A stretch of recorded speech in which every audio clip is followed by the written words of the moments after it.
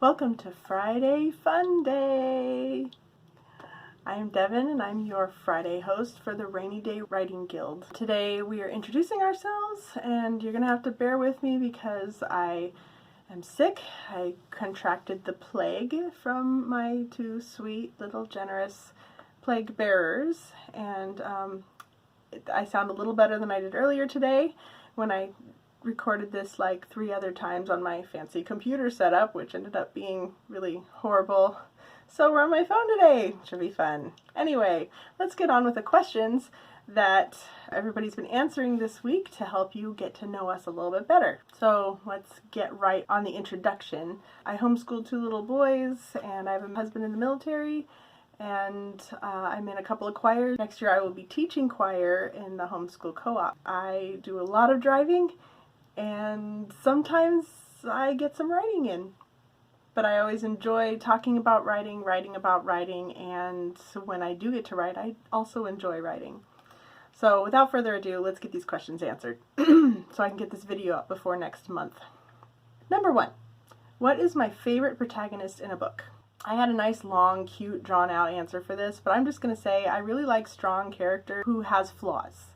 I like a good, flawed character, but someone who can also hold their own. Like, I want them to grow. Even if at the beginning they're kind of despicable, at least they grow into a better person. And I like to see complementary characters, so I don't always like just one. I like to have a couple of characters who can play off of each other, characters who are also capable of having adult conversations instead of just being childish and doing stupid things because they're childish and stupid.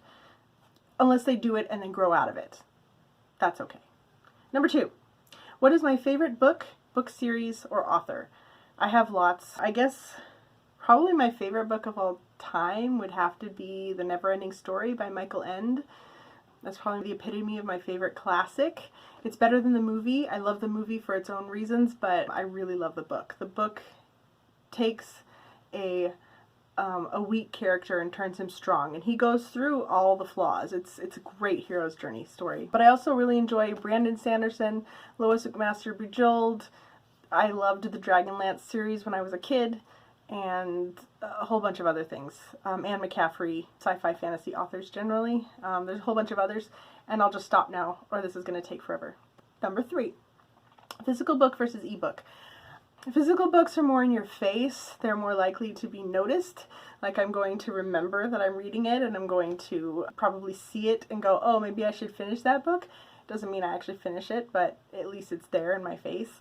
I can't always carry them around, though, because my purses are always so crammed full of things that I don't always have room for a book, but I always have room for my phone. I'm always carrying my phone with me. So in that case, ebooks are actually helpful in that regard, because then I can read whenever I want to, and I can also check out ebooks from the library without having to like put on pants or go anywhere or talk to people. That's a really nice thing to have. But honestly, like, I'm more into audiobooks lately because I'm so busy. I'm doing dishes, I'm doing laundry, I'm running around the house, I'm driving everywhere, all over creation. It's nice to have something to listen to keep my brain occupied while I'm doing chores. Helps me sometimes get the chores actually done too. Pen and paper versus computer. I do process better on a computer than I do on notebook and paper because my brain usually goes so much faster than my hand can go. However, I mean, this is my purse notebook, and I feel completely insecure without a notebook and a pen on me at all times, even though I have like no less than 2 writing apps on my phone that I could use whenever I wanted to. It just feels rude sometimes to pull out my phone and start typing if I'm in a semi-social situation, whereas pulling out a notebook and pen isn't always considered rude. Sometimes it's, you know, it just looks artistic. I like them both. They both have their uses. What genre do I write in? I enjoy fantasy and sci-fi, but those tend to be really big projects. I also enjoy romance, but even when I write sci-fi and fantasy, I'm also writing romance because I always have a romantic subplot. I will always ship my characters. Anybody can feel free to ship my characters. I will not feel bad because I'm doing the exact same thing. What are your thoughts on the Oxford comma? I believe that the Oxford comma is actually like the lazy writer's tool. because you have to do so much more work to not misconstrue what you're trying to say if you don't use the Oxford comma. So say you say, I love my parents, chocolate, and God. What kind of grammatical acrobatics do you have to go through to make it look like you were not either birthed by extreme hippies or delicious candy and an omniscient deity? In that case, the Oxford comma is so helpful because you don't have to do any extra work. Obviously, you love your separate things, parents, chocolate, and God, and they're not mistaken for being your parents in that sentence. And in that case, I actually think God may be for the Oxford comma at that point. So, if God's for it, who can be against it? I'm going to get in trouble for that one. Do I write the period on the inside or the outside of the parentheses at the end of a sentence? In general, a parenthetical phrase is going to be within a sentence, and so you have the parenthetical and the sentence and outside of the parentheses, and so you would put the period on the outside of the parentheses. Sometimes, however, parentheticals are entire sentences on their own, in which case the terminal punctuation will be in the inside of the parentheses, if it is its own sentence inside the parentheses. But, because I am a nonconformist and not a very good rules follower sometimes, I like to put some terminal punctuation, like question marks and exclamation points, inside the parentheses, inside the sentence, and then put the period on the outside. And someday I'm going to make an editor cry. Probably. Am I a dog or a cat person?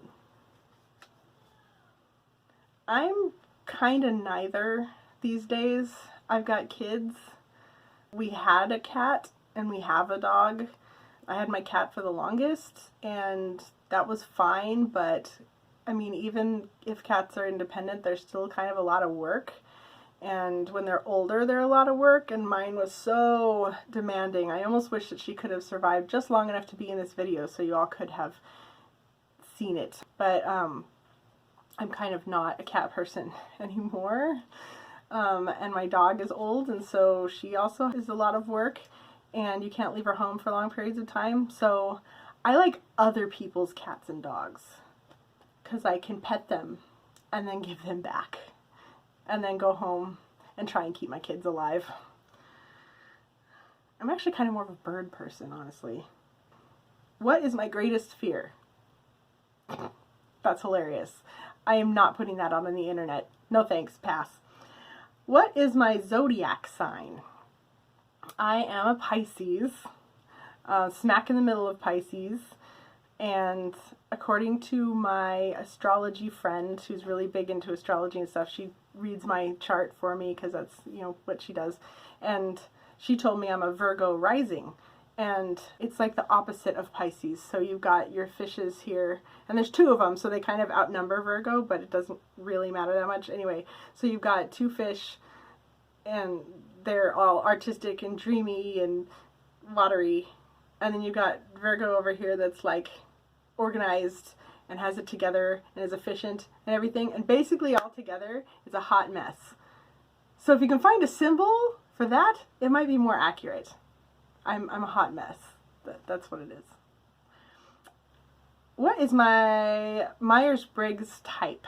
When I was in college, I tested as an INFJ, and I was 100% introverted according to the test I took then.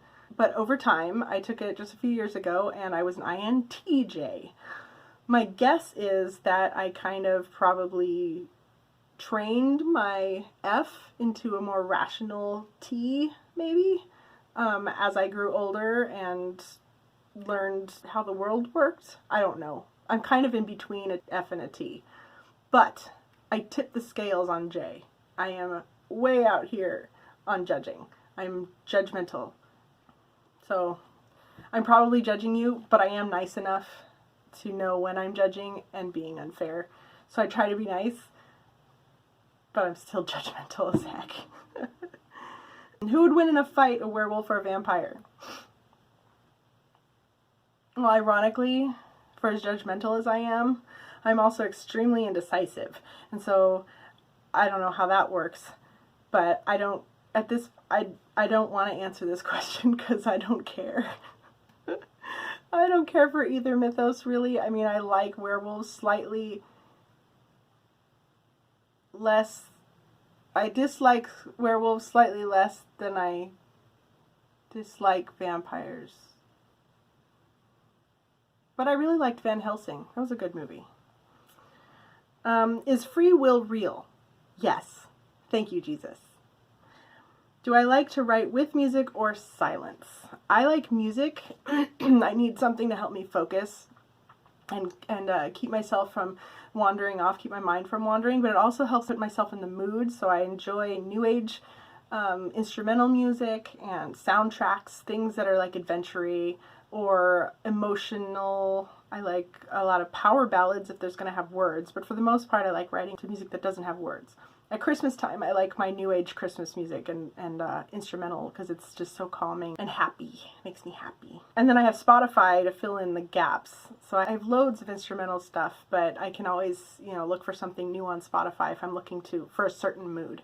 But it kind of dangles the carrot in front of the part of my mind that's completely ADHD so that, you know, the Pisces, so that the Virgo can actually get some work done.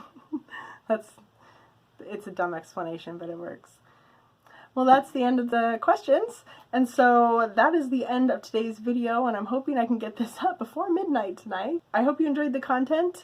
Drop a like if you did. Leave us some questions, comments. This will get better in the future, because next week I should be well, or at least better than I was today, and hopefully have my setup all figured out, and maybe even the whole editing thing all figured out. So look for Lydia tomorrow to round out the week, and then we'll start over with Joy on Sunday. Thanks for joining us, and come back again later. Bye!